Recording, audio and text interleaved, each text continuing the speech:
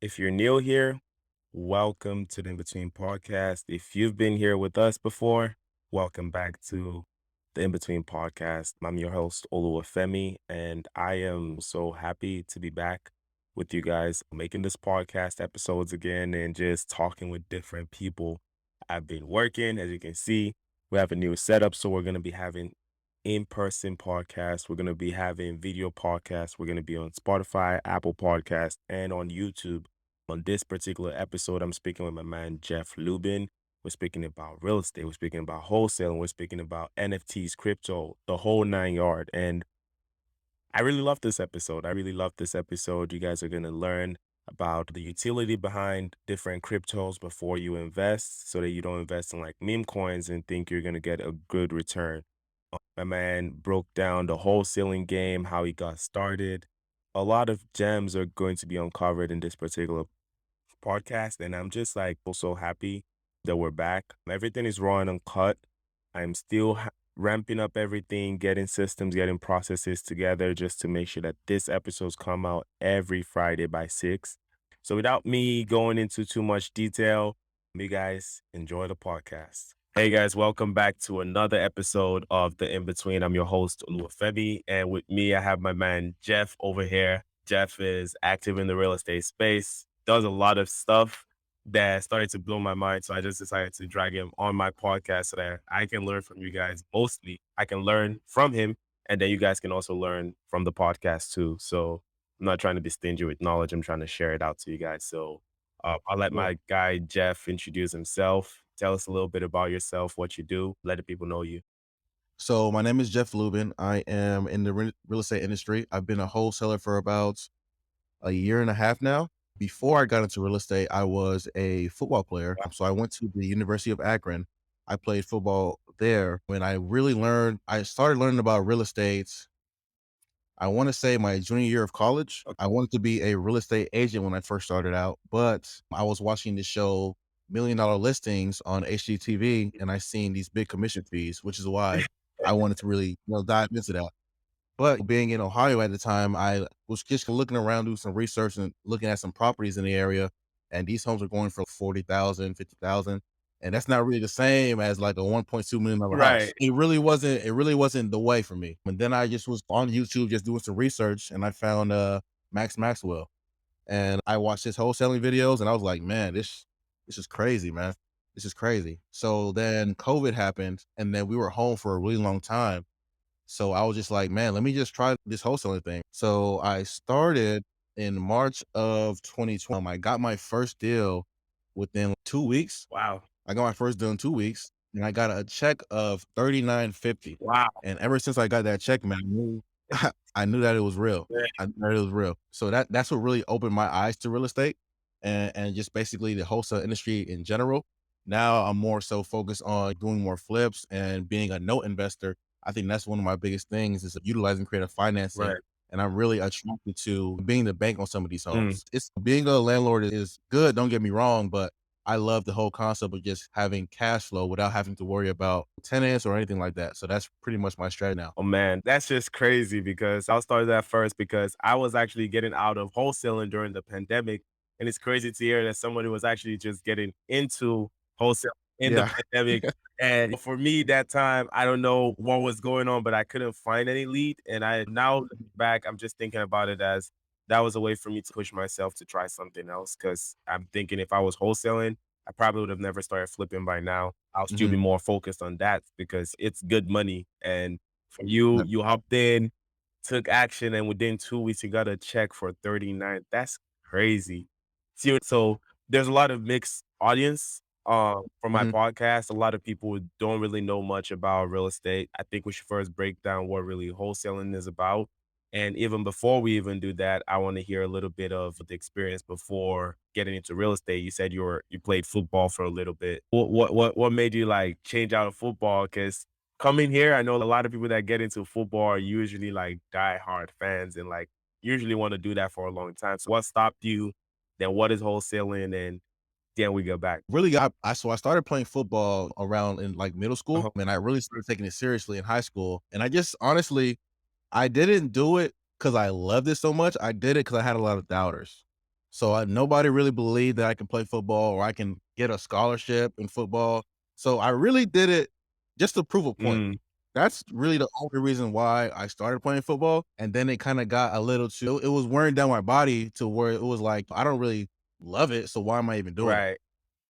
When the pandemic hit, I seen it as an opportunity to really find a way to really get out of football because I didn't really enjoy it. In high school, I enjoyed it a little bit. Don't get me wrong, but that wasn't really the reason why I got into it because of my love for it. It was just really to prove a point. So Crazy. That's crazy. yeah, I mean, there's a lot of things that I also think about that I did. So I'm guessing you went into college and started playing it before you stopped? yeah, Okay. yeah. Well, yeah. So I got when I coming out of high school, I had a couple scholarships. I ended up choosing University of Akron because my old coach was his coach was going to be my coach in college. Okay. So I was like, "Oh, this is a perfect opportunity." So did you finish through college though? Or when you quit Oh yeah, football, you oh yeah. okay. Okay, that's great, that's great. And the reason why I finished is because it was a free education. I wouldn't say that college is good or bad. I would say it's an experience. It's definitely not needed for everybody to go to college, but it's definitely an experience I can definitely say college is good for. Man, that's great. That's great. Okay, so boom, went into Akron, did football for a little bit, I'm guessing. How long do you say out of college you did football? Um, about 2 to 3 years. About 2 to 3 years, man, that's crazy. Mhm. And then suddenly found out about wholesaling or no, it hit you that you were just doing it for other people and you weren't necessarily Yeah. interested in football, and that's one of the things that we speak about on this podcast, which is, like, self-identity. I feel Mhm. like a lot of young people, especially right now, struggle with their self-identity. They don't really know, like, what they want or, like, who they exactly are. We just are people based off of probably your parents' ideas of who you are or your friends or your surrounding.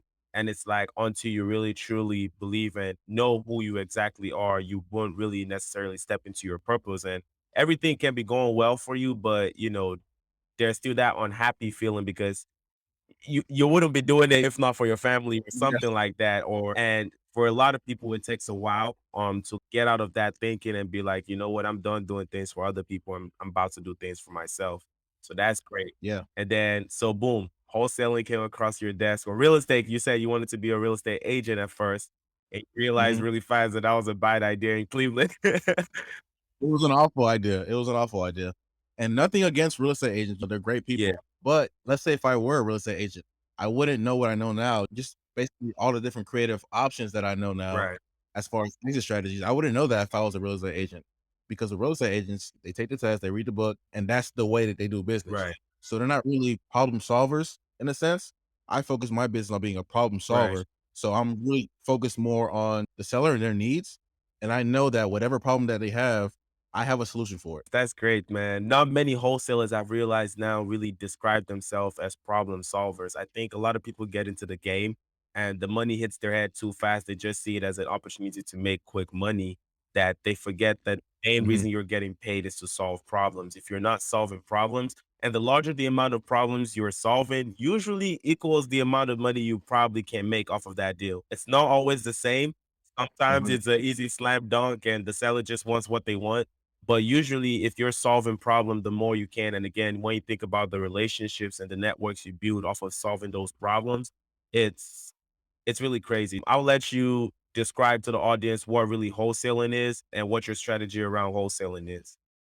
So wholesaling is basically being the middleman. So it's basically connecting a motivated seller and the end buyer. So let's say, for example, if I come across a seller who has like a distressed property, property is beat up pretty bad and they want to sell that property, I would then go ahead and put that property under contract and find a buyer who's going to end up fixing it, flipping it, or just fixing it up to rent it out or whatever their strategy is. I will sell it to them and I will just add my fee on top of it. So let's say, for example, I got under contract for $30,000. I will sell it to that end buyer for 40,000 Mm. or 50,000.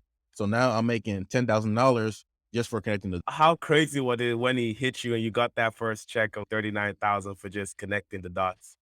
It was insane. It was insane, man. I couldn't believe it. Like, I really made that amount. Like, what? Because I know a lot of people in this industry, it takes them a little bit longer. So me getting it so quick, I'm like, oh, this might be a scam. For me, my first deal, it was crazy because that's how I met my partner right now, and who became like my everything really was through real estate. I found that deal first of all, and it was a messy deal. I looked it up for way too high, man. But then we started doing other deals, and eventually, like I said, in the pandemic, we had to stop that because it wasn't coming. We had like our one of our biggest months. I think that month we made a gross of 40,000, and then nothing came in the next month and the next month and the next month. And by that time, I had quit everything I was doing. I wasn't working anymore. I had just dropped out of school freshly. Nothing else. There was no other backup option. It was real estate or die. So, like, man, kudos to you. So, where did you find your strong point? What did you say? Was it just through YouTube University watching Max Maxwell that like helped you out, or So in the beginning, yes, because that's all I did. okay, But as I got deals, I paid to skip the line. And what I mean by that is I paid for mentorship immediately. There's some people that want to go through everything themselves, but that to me is pretty much not the smartest idea. Just because if I can pay 8,000, 9,000, $10,000 to get somebody else's experience, I will do that all day right? long. I think the problem most people have is they're too scared to invest in themselves, so they would just go through this pain of just going through different obstacles when there's somebody that went through that exact same thing, that if you just pay for that information, you can get that same thing. And the learning curve is gonna drop. That's crazy, man. What was it like though paying for your first mentorship? Like, which one was it? So my first course, I don't want to name drop nobody, but my first course that I bought, it was a VA. That course was like literally like the worst thing I ever bought. It was the worst thing I bought, and it was $1,000, but it was the worst course I ever got. But when I paid for it, I didn't really hesitate to pay because I knew once I get this information, it's go Oh, time, right. right? So I paid for the course. It was not good, but that didn't discourage me from getting other courses. Okay.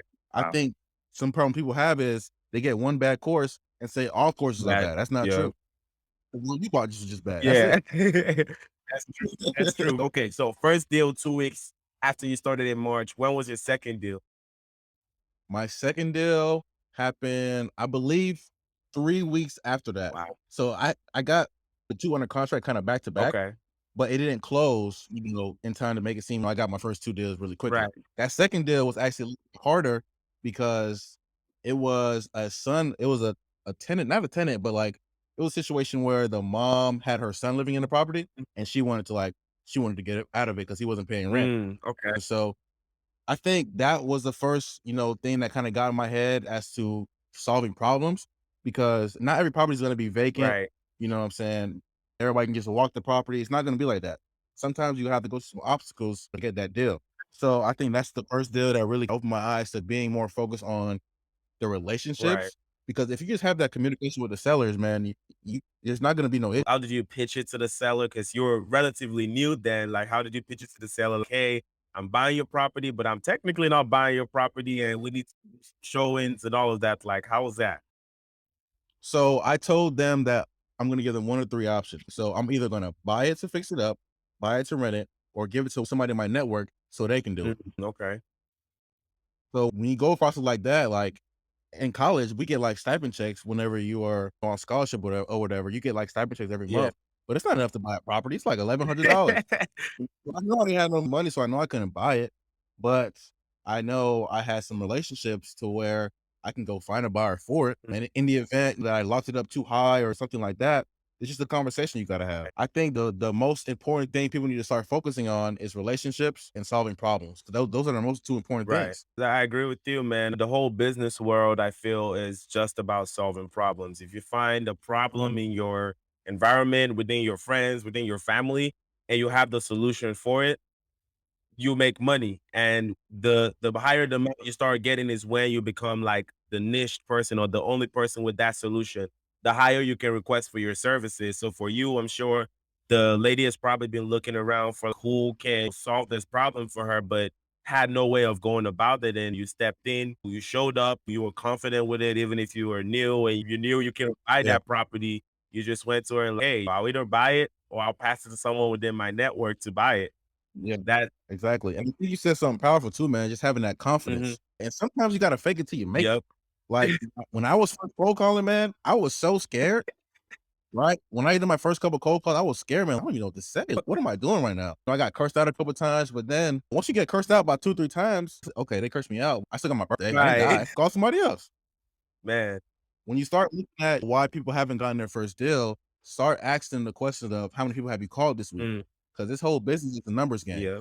So the more people that you call, the better your odds. But if you call 5 people and you're wondering why you haven't gotten the first deal, or if you made 3 offers this whole month, you wonder why you haven't gotten a deal, that's why. That Your numbers. that is it. It's a whole numbers game, and even now that I'm flipping, like, I'm even realizing, my first studio, you guys brought the first one to me. The second one I just happened to find on freaking Facebook Marketplace, and the seller was motivated enough. But after those 2, now I'm looking for, like, my next lineup of deals, and God knows how many properties I've had to analyze, and sometimes I'm just like, yo, do I really want to go back into wholesaling? Because man, you're basically turning down, on average, I'm turning down about 10 to 15 properties just to buy one more.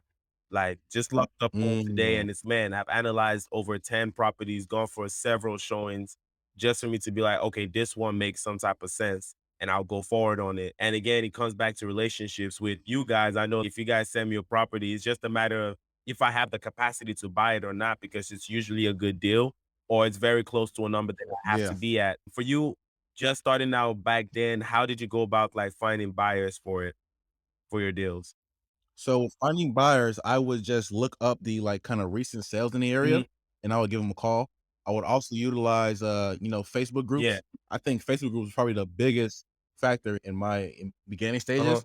Just posting the property in these Facebook groups, I utilize. And then once you start getting a little bit bigger, you start utilizing blasting services Right. like MailChimp or whatever email services and text blasting services that you use. But in the beginning, Facebook groups and just making phone calls, man. Like, the way you cold call sellers, Same you can way. cold call buyers too.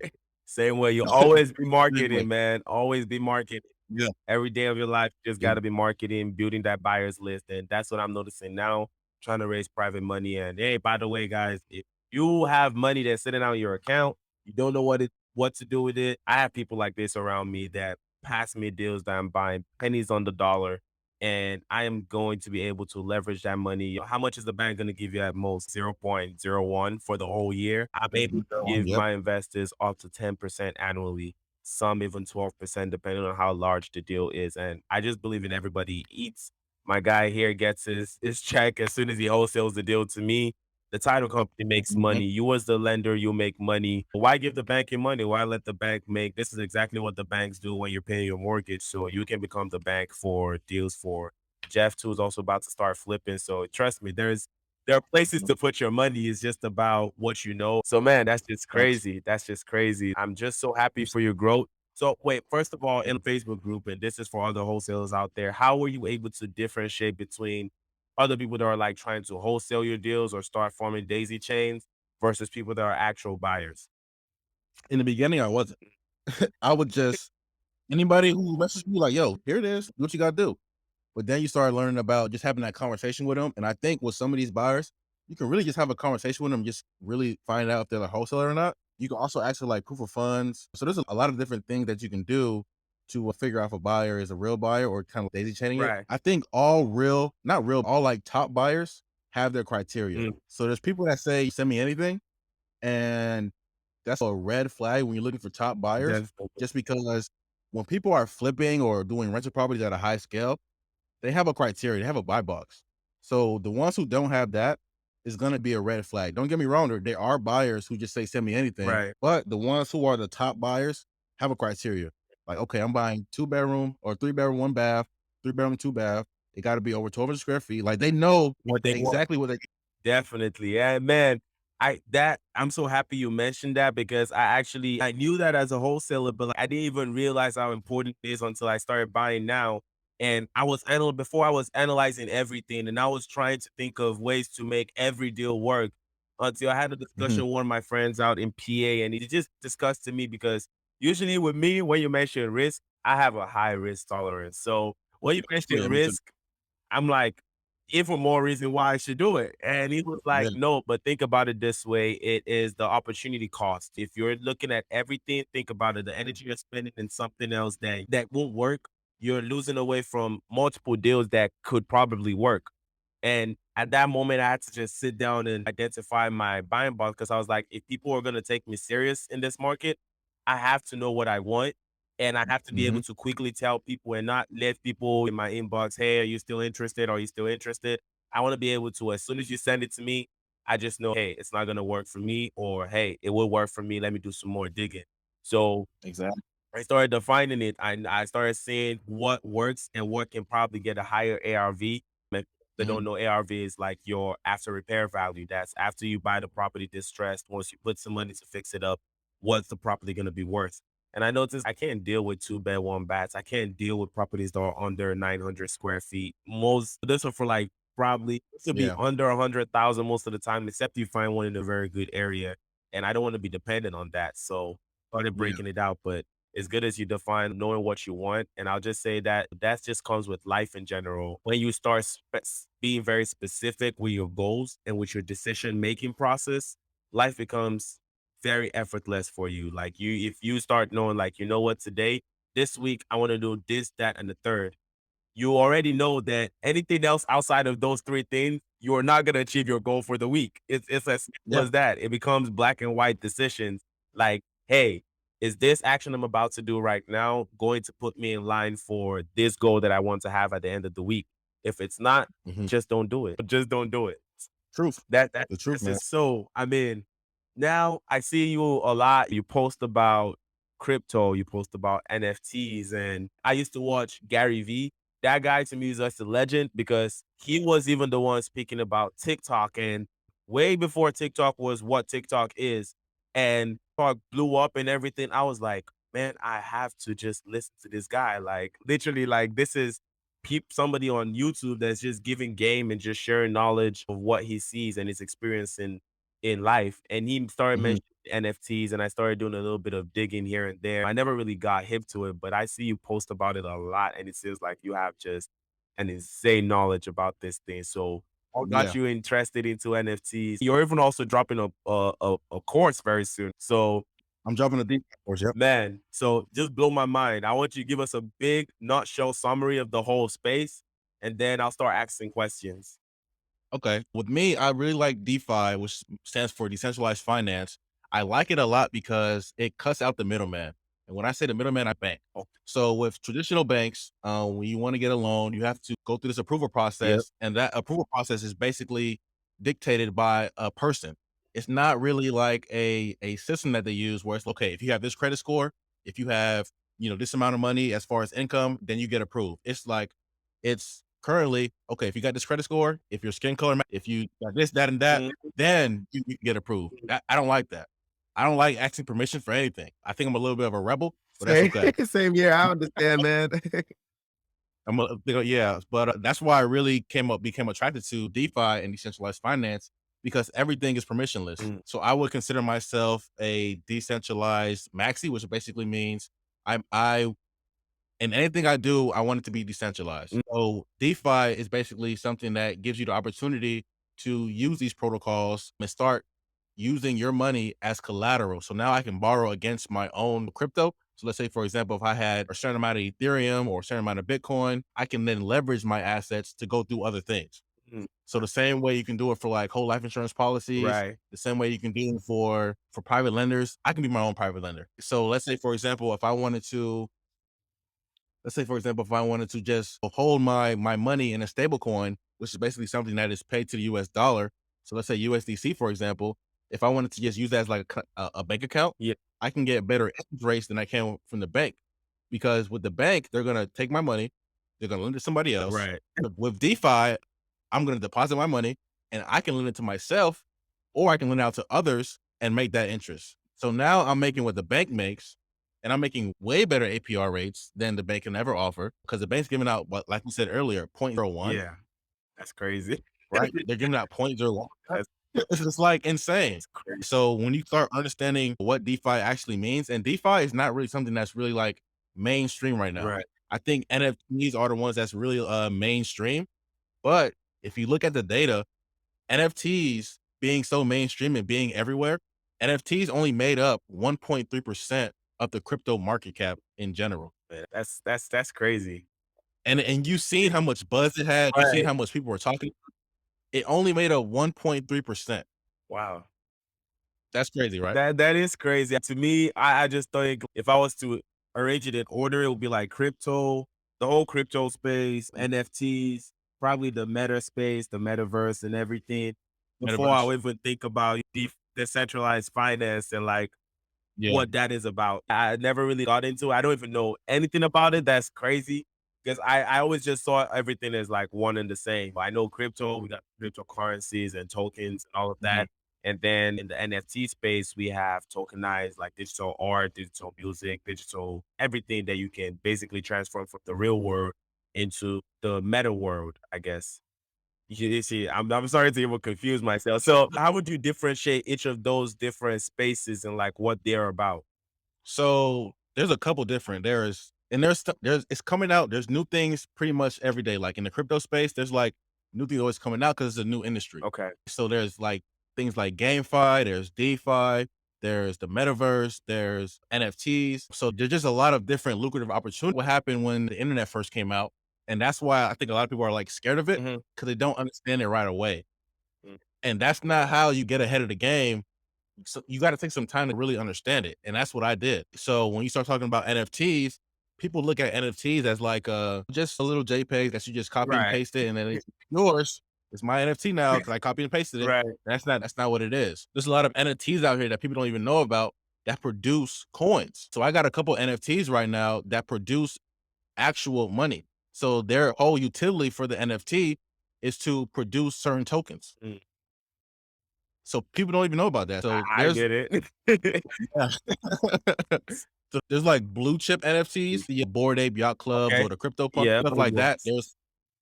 There's NFTs that actually have utility. I think there's one that Gary Vee came out with that if you bought it, you get access to his restaurant Yeah. in New York. I know about I think I know about V Friends or something like that. No, not Be Friends, it's something else. Let Oh, me wow. actually pull the name up.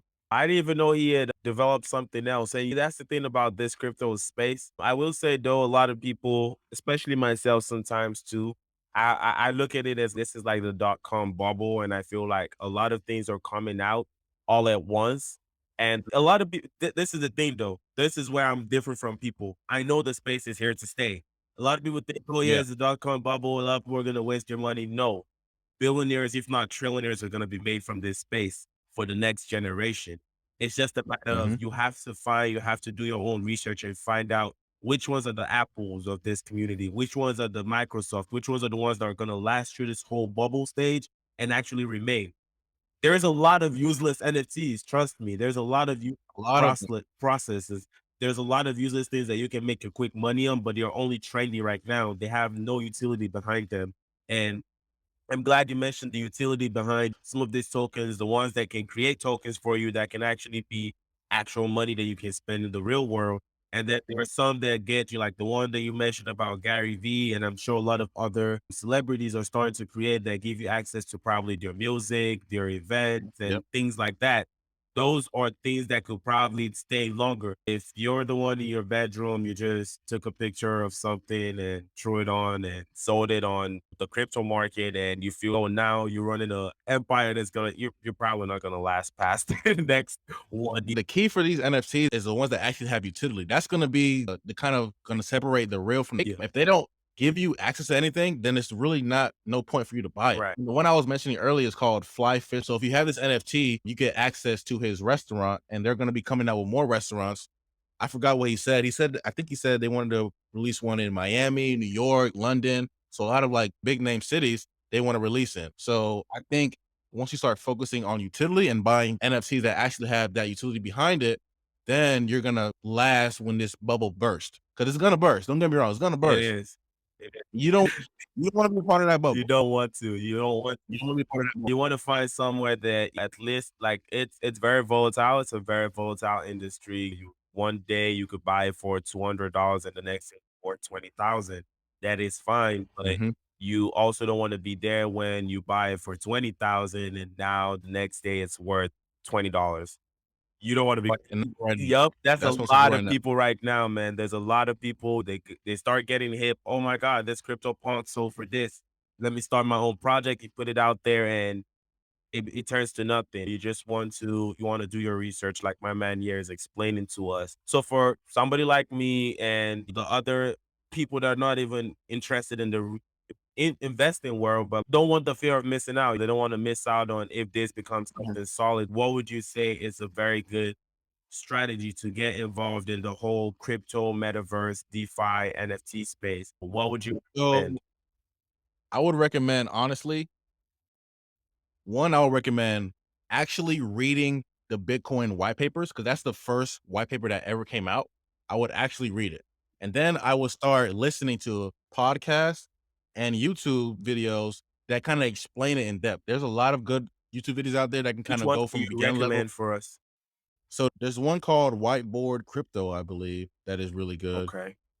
Right. So Whiteboard Crypto is really good. There is the Coin Bureau.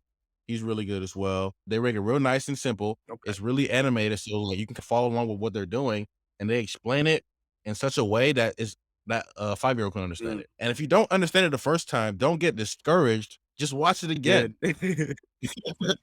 It's really as Just simple watch it. as that. It's really as simple as that, guys. If you don't get something the first time, if you're being introduced to something new, chances are you're not gonna get it the first time, or probably even the second time or the Mm, third time. But as what separates winners and people that last long in industries that are new is those that keep dusting themselves up and going back there to, you know what, I really want to understand what this is about. And you have to develop some type of exactly. interest. You can't just be in it for the money. You have to be interested in the project, like you said. Read the white papers, read what's the utility behind this thing. Is this something that I'm actually interested in and I think like it's beneficial to me long term? Or is this something that I'm just hopping into for like right now? Let me see if I can make a quick buck.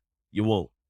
You won't. Exactly. Yeah, because you're not. If you think that you're gonna buy sheep at one price and then it's gonna go all the way up, like, people stop buying things that they haven't read the white papers to. Mhm. Like, some of these coins they're not unique at all. They solve no Nope. problems. They're just like meme coins that people invest in, and when they invest in these coins, it's okay if you're a trader, Mm, but the problem most people have is they see everybody talking about it, and they see it at the all-time high, and they buy it at the all-time yep. high, and then it drops. And they're like, "Why did it drop? It's a pump and It's a dump." yep.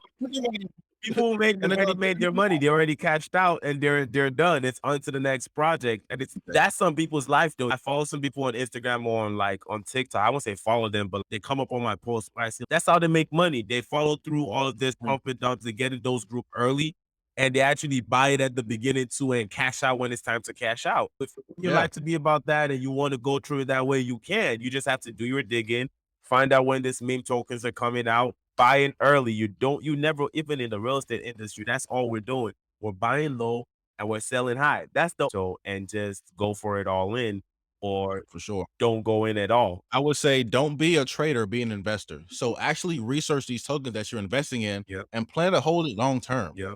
It's okay to take profits here and there, but if you're just buying meme coins trying to get rich quick, I'm telling you, you are going, you know what? I'm not even going to go. It's too early for that. Oh, that's when business is brought down to the basic of it all. It's buy low, sell high. Buy low, sell high. Even the person that's buying it high from you more than likely feels like he's buying it low compared to his own high. So you don't have to look Mhm. at what anybody else is doing. Just research your token. If you feel like, you know what, I'm getting a low price, do it. Sometimes you'll lose money. It's okay. You just have to understand why you're investing in that particular asset Yeah, or that particular crypto. but This is don't do those it. that's the whole basic point that we're trying to get you guys to understand. Just don't do it. It's not worth your time. For me right now, I see Ethereum in the crypto space just having the best overall platform to me and just having a lot of utility around it. There's a lot of stuff that I see being built on top of Ethereum. What would you say about Ethereum? That's like the only coin that I'm currently holding right now. And it's a small holding, but I plan on going heavy into it. So I want to hear your opinion about it. I love Ethereum. Ethereum was made from the beginning being decentralized. So when it first came out, their coin was a public sale.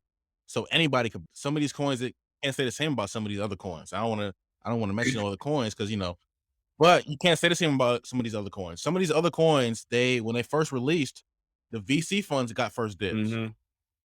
and they bought it at a really low price. So now when the price starts skyrocketing, they want their money too. So they're gonna take some money out. Yeah. And they bought way more coins than you because they bought it with a larger amount at a lower price. So the amount of the percentage that they hold as far as the total token is going to be a lot. So when they dump, it's gonna be a hefty dump. Hefty dump, man. Hefty dump. With Ethereum, I see Ethereum as like the app store. Mm, So there's like, if you look at the data, there's a lot of developers coming on the Ethereum network yeah.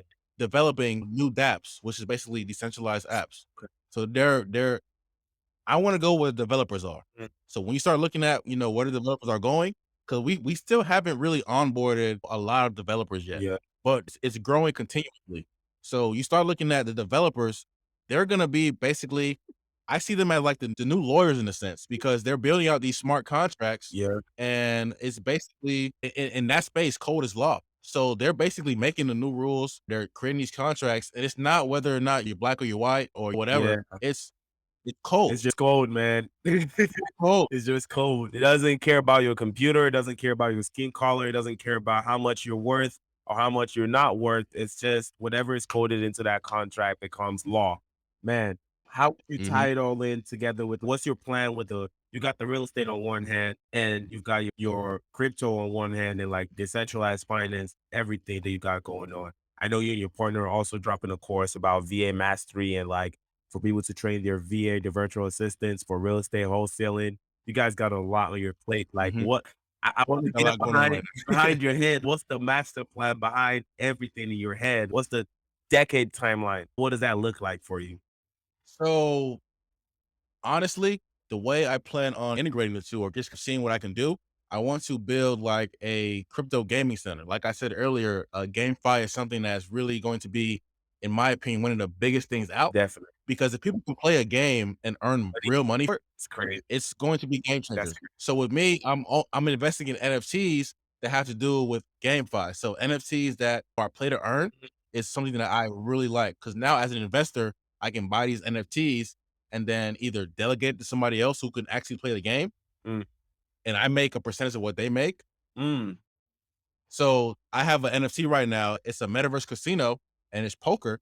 I can delegate a wearable to somebody else, whether that's in the Philippines, whether that's in Argentina, wherever they are. mhm. I can delegate to them and they play poker, and I make 30% of what they make.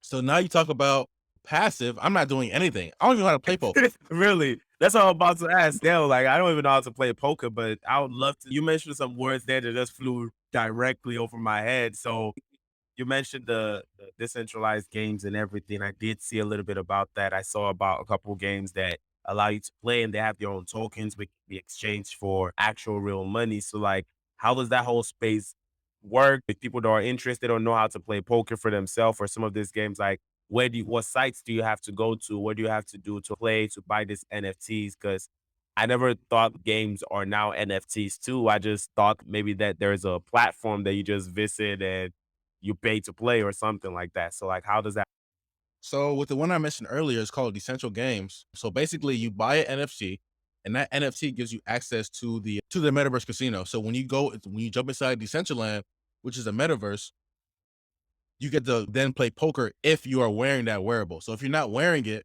if you're not wearing the NFT, you can't play. Mm, okay. Wow. So the NFT is basically your buy-in. Mm. So you're buying that NFT. You can delegate that NFT to somebody else, and they can then wear it, So and then go play. how do you do that though? Do you send the NFT over to them? What if they don't return it or something? Like how do you delegate it? So everything is done through their website. So their website, they have a tab where it says, I wish I could share my screen, but there's a tab where it says like delegate. Mm, So when you delegate it, you're not giving them your NFT, you're just letting them rent it. mm, So let's say if you wanted to get it back, you click undelegate and you get it it's back. yours again. Okay. So if the person You is get it playing back. Terry, It's all cool. if the person doesn't know how to play and they're playing shitty with you could just undelegate that person and go find somebody else that knows how to play and just rent it out to them. Exactly. Mm, Exactly. okay. And the thing is, there's a lot of people that can't afford the NFT. So that makes it lucrative as an investor, Right. right? Now people are making more money than they would playing a real. getting a real job Mhm. in some of these other countries, they're making more money in 2, 3 hours Playing a than they would game. playing a game than they would working 8 hours. Mhm. Man, it's a 8, no-brainer. 9 hours a day. I mean, it's a no-brainer to them. You're doing what you love, No-brainer. and you're doing what you love, and you're earning way more than you will your average day job, that but let's talk a little bit. I know we're very close on the timeline, but, like, where there's a lot of conspiracies about this whole thing. It turning into something like Ready Player One, where everybody is just with their VR headsets and stuck in the metaverse and playing games to make money, but what do you I'm think glad about you said that. that? I'm glad you said that, 'cause it's a lot of people right now that are buying the Oculus thinking that's your, like, key to the metaverse, and that is 1,000,000,000% wrong. When you buy the Oculus, you're basically just buying it's basically just virtual reality or whatever you wanna call it. Mhm, So, when you're in the Oculus, what do they ask you? They ask you for your connect to your Facebook account, for your email and password. That is not the metaverse.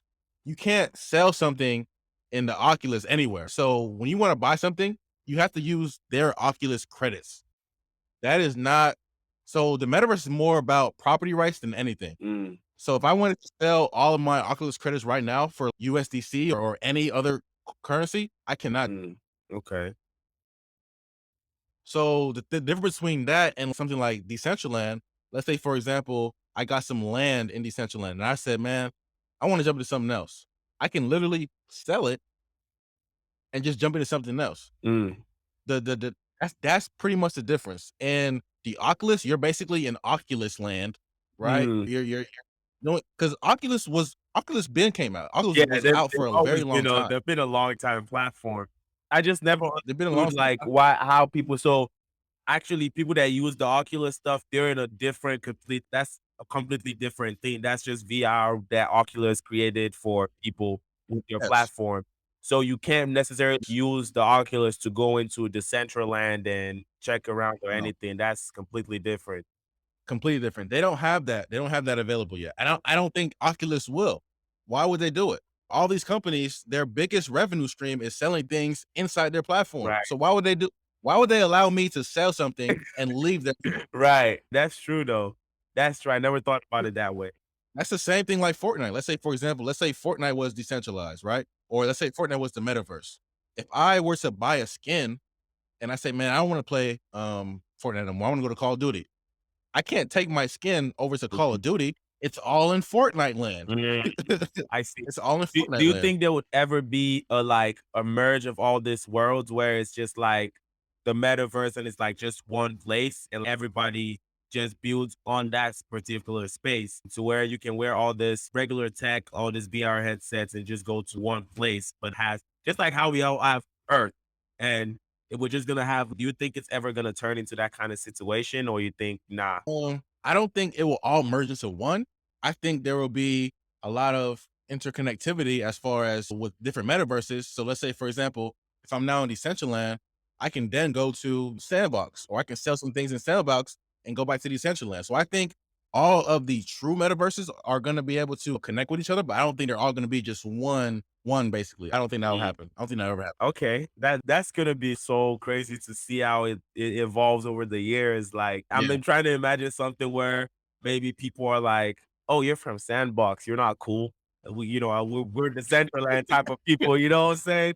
I'm just wondering, like, how that whole thing will play out and what it would turn to, but that would be very crazy too. For me, but my company, I've been trying to rack my head, like, I know I want to create something of utility that's gonna like be merged with my company because I feel as every company, if you're not thinking of a way for you to go Mhm. into something decentralized or something in this space, and you're still thinking of it as, oh, it's fake and everything. It's just like all the people that were shouting that Bitcoin was a scam like a couple years ago, but now. So if you just think about that fact that a couple years ago, there was a lot of people, the whole government was saying Bitcoin is a scam, it's a fraud, people shouldn't invest in it. And now we have countries that are pivoted into using that as their main currency or one of their main currencies.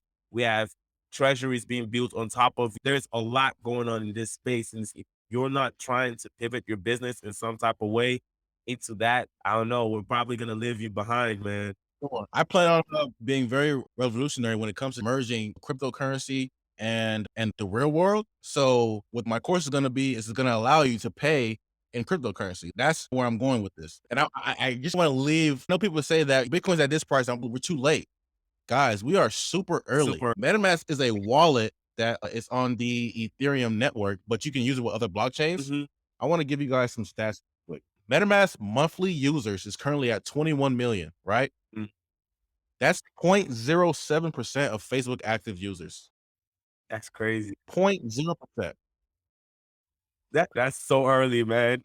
It's so early. Not even So 1% of people on Facebook are using MetaMask right now.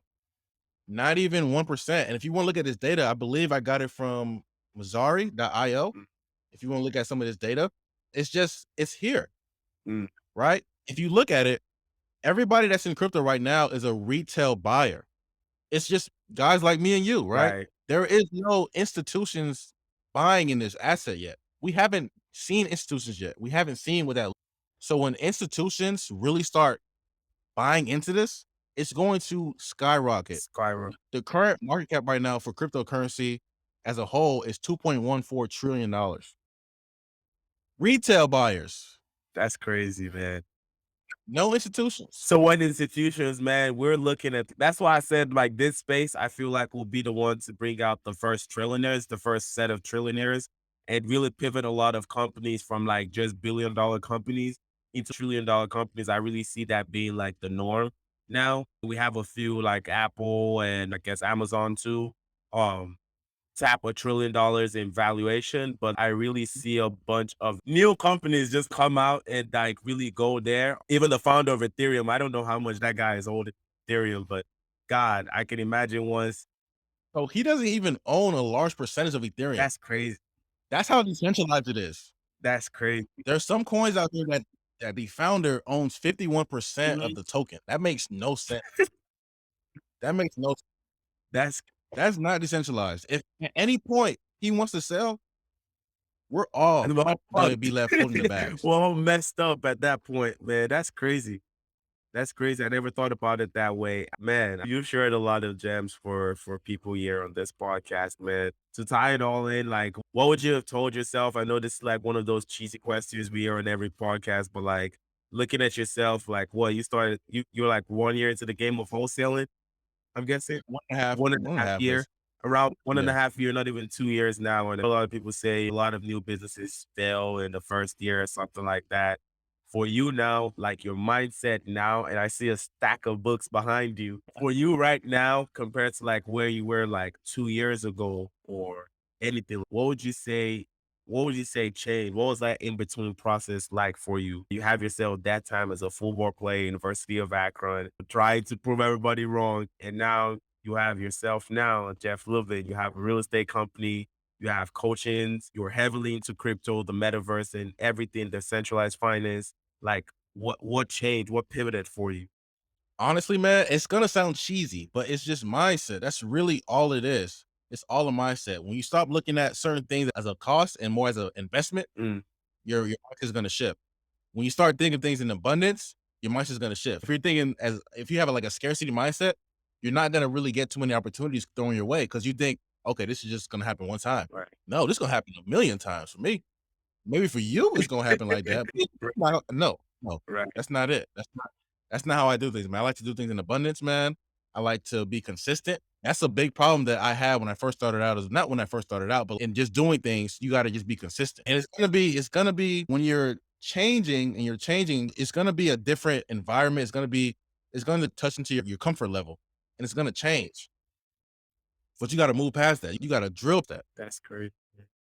So we have you guys change your mindset, think in terms of abundance. And the last one you mentioned was consistency. Consistency. I want to say something about consistency really quickly. Go ahead. Right. So when you start doing something consistent, like working out every single day, and then one day you stop, how do you feel? Shitty, man. It feels different. It just feels It different. feels different, right? So if you think about it, that's how your body felt all along, but you're just used to that feeling. That's crazy. Yeah. That's crazy. Wow, that's That's crazy. how I felt all along, man. That's how I felt all along. You just used to it. That's insane. It is. You're either consistent in something good that's productive for yourself, or you're just consistent in something bad that is bad for yourself. And whichever one you get used to, guys, that's just gonna decide. That's what it's gonna be. That's just what it's gonna be. That's a bar. That's a bar right there. It's the same thing, man. You just gotta you just have to pick what side you're gonna be consistent at. You're either gonna be Exactly. consistent at thinking in terms of scarcity. You're gonna be either consistent at trying to prove everybody. You're gonna either be consistent in thinking about everything in scarcity, or you're just going to switch that mindset. It's all mindset change, man. On my first episode, that's what I was talking about, man. Once my mindset changed and I realized, yo, like, this is literally your world, bro. Like, you can do whatever you decide you want to do, Hey, whatever you want. like, whatever you decide you just want to do, just go hard at it, consistently show up, and just keep doing it. You don't necessarily need to ask anyone for permission. I'm not saying go break the law or go rob somebody, like, you get shot. But just do stuff without feeling the need, yo, you have to check in with somebody, you have to do it because this person said you should, and just figure out, like, Yeah, what you want in life and just go hard at it. And that's literally what it's exactly. about. That's When you literally start reading books about like wealth creation and everything like that, they all say the same thing. same It's thing. mindset. They all say the same thing. Man, it's not like a secret cheat code that you can, you know what I'm saying? Mhm. It's the same thing. Mindset. My It's everything mindset. boils down to mindset. I was reading this book about raising private capital and everything, and overall, just That start it just it first started from, hey, just change your mindset, man. Like, you just need to understand, like, there is money all around you, and now all around you. that's how I just look at properties. Like, now I'm going with confidence because I'm just like, it's not a matter of like how much do I have in my bank account. It's How much I gotta raise? who do I know that got money? Like, the whole world is literally like now my bank account. It's just as many people as I can talk Exactly. to, as many people as I can explain this idea to. Is a lot of people that can believe in me and know what I'm doing. That's how much I have in my bank account. So I'm gonna come to you. I'm gonna tell you, yes, sell me your property. Right? I mean, you if you know how to negotiate right, you probably don't even need to put down earnest money deposit. And if you have Yeah. good enough relationships and you set up the right relationships, you probably don't even need to put out $1 to buy. My first two properties, man, I didn't come out of pocket like literally $1. No, Look. I was so broke that at that point, I had to even borrow the earnest money for the second property. And I just told the person Mhm. once he closes, I'm gonna give you back the earnest money deposit plus an extra 500. And Yeah. it was just like at that point, I had read enough books, I had read enough podcasts. I was just like, the only thing that's gonna stop me from buying properties is if I say I don't want to buy property. Like, Yeah. nothing And else. start thinking who, not how, right? So who do I need to do, or who do I need to find to buy this property? Mhm. Not how am I gonna buy this property? Yep. It's the mindset shift. That's mindset shift, man. The mindset shift. That's crazy you mentioned that. Who know how? Hey guys, Who, stop not how. Yeah. asking how am I gonna do this is who do I need even within my business now, like I want to take social media seriously now, and I'm like, man, I got so much going on. I would never be able to commit to this or consistently put out content if I'm the one designing it and coming up with the content and shooting it and editing. And I'm just like, who do I need to find to do this stuff? And found a couple people back home. The exchange rate is in my favor greatly. So I'm paying them, to me, what is whatever. I'll be able to pay this every month. For them, that's a lot of money. So they're going to consistently do great work for me. And those Mhm. are who I found to handle my social media now. And now I don't have to think about it anymore. They just tell me, hey, this is the video we need from you today. And I record it, I send it, and I don't think about content anymore for the rest of that day. Exactly. So that Exactly. that is crazy, man.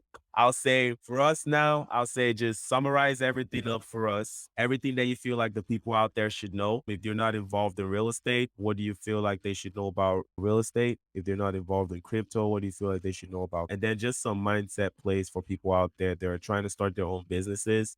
They're still stuck in that previous mindset, feeling they don't have enough of a certain thing or they don't know who to meet. Like, just give a whole summary, like, what would be your action step for somebody trying to start a business right now and get to this point that you're in with all of your businesses?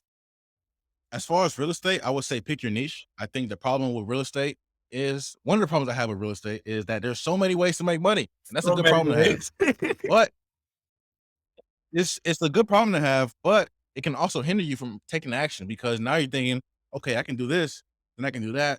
Oh, I can do that too. Oh, that too. So I would just say pick one and stick to it and be consistent with it. Mm, If you're going to do wholesaling, I would say pick a marketing method, one marketing method, and stick to that one. mm, Don't do that one for 2 weeks and then be like, oh, it don't work. Do it for 2 months, do it for 3 months, and then test it out and see. Just test the waters out a little bit. mm. But if you're jumping in between marketing methods, then you're not going to see a lot of results because you're not consistent with none. Right, Because all marketing methods work. They all work right. if you work. Another thing I would say is make more offers, talk to more people. The more offers you make, the better chance you would have at getting a deal. I would rather go 2 for 30 Mm. than I don't know. Break that down to me. That went over my head a little bit. so when I said 2 for 30, I made it as like a basketball term. So if I'm shooting, if I'm playing a basketball game and I'm shooting, I would rather go 2 for 30 than 0 for 3. Mm, that makes sense, man. That's it. Put out a lot of offers, man. Keep trying. Shoot your shot as many times as you Shoot your possibly shot. can. Just keep shooting your shot.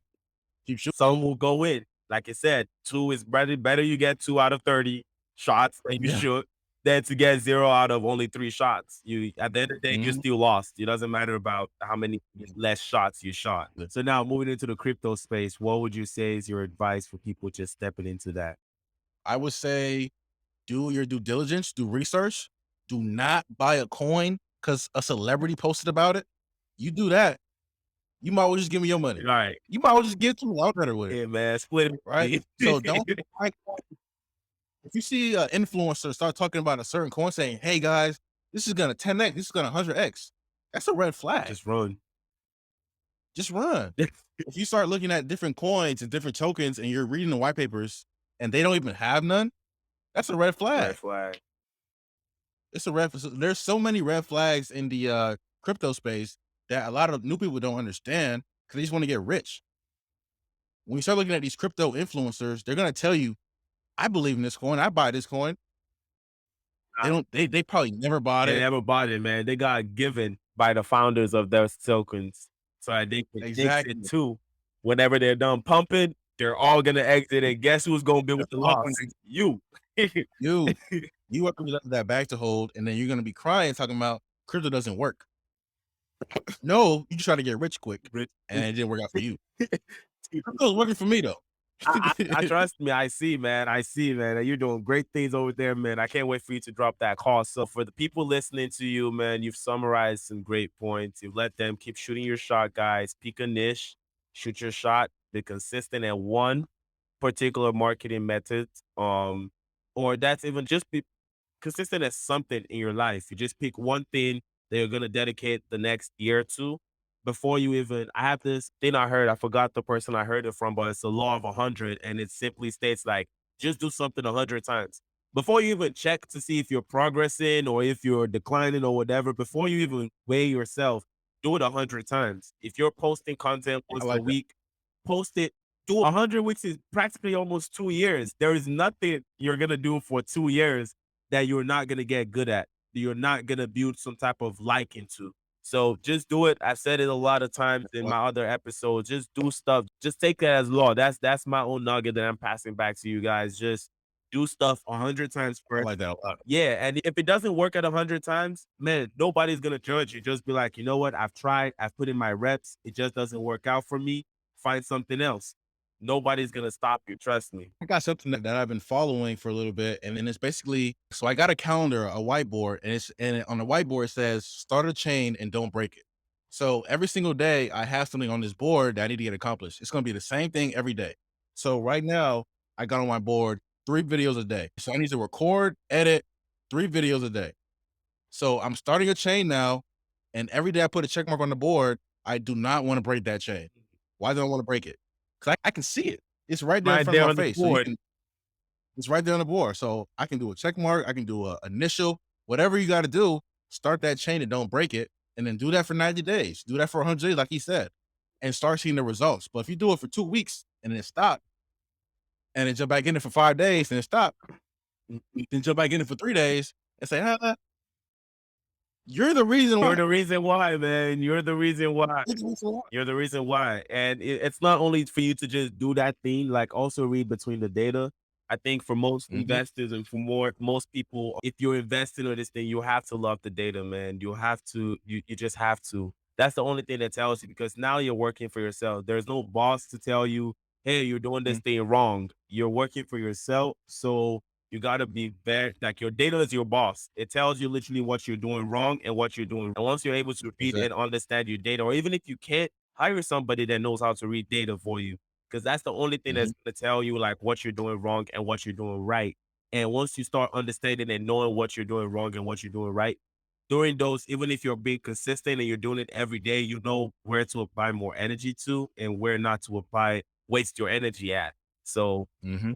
don't just do That's something for 100 days. And the definition of madness is doing the same thing over and expecting a different return or a different result. So you can't expect a different result if you're doing the same terrible stuff and say, "Oh, I did it for 100 days and nothing is working out." No, you did it. You just did the same stupid thing every day when you were expecting something magical to happen. It's not gonna happen. not gonna happen. But man, this is a great conversation, my man. I really enjoyed this Sure. podcast. I'm really glad to be back, and I'm really glad to have you as one of my first guests back on this podcast. We're gonna be dropping it every week.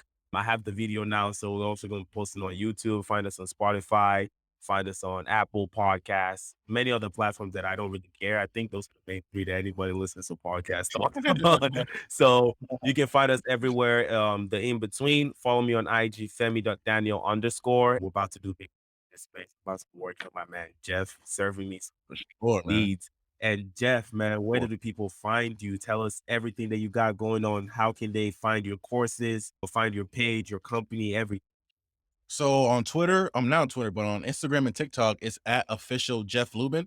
Oh, I'm on YouTube, it's Jeff Lubin. I'm going to start putting out some long form content on YouTube. As far as the course is going to be, I don't have the official website yet, but I'll release it on my Instagram pretty soon. I'm almost done with it. And then I have to get it edited by editor and then get the website up and running. So it'll definitely be in my bio and on Twitter, and not on Twitter, but on Instagram and TikTok. But you can find it there. You guys, more reasons to follow my man, official Jeff Lubin, right? Yep. Follow my guy on Instagram, on TikTok, on Twitter whenever it comes out on there, on YouTube. Wherever he is, just follow him because this is who I'm going to be following for anything in the metaverse. I want to start playing games, making money. It's been a while since I played games, man. But man, even more reason to do it. Maybe you can earn me some more money. Let me buy some more real estate. For sure. Thank you guys for listening to another episode of The In Between. I'll catch you guys next time on the next episode. And yeah, you guys keep winning. Appreciate you having me, man. All right, man. Have a good one. You too. I enjoyed this podcast. I'm sure you did too. So make sure you always tune in on Friday by 6 p.m. and just catch us same time, same day, every week, 6 p.m.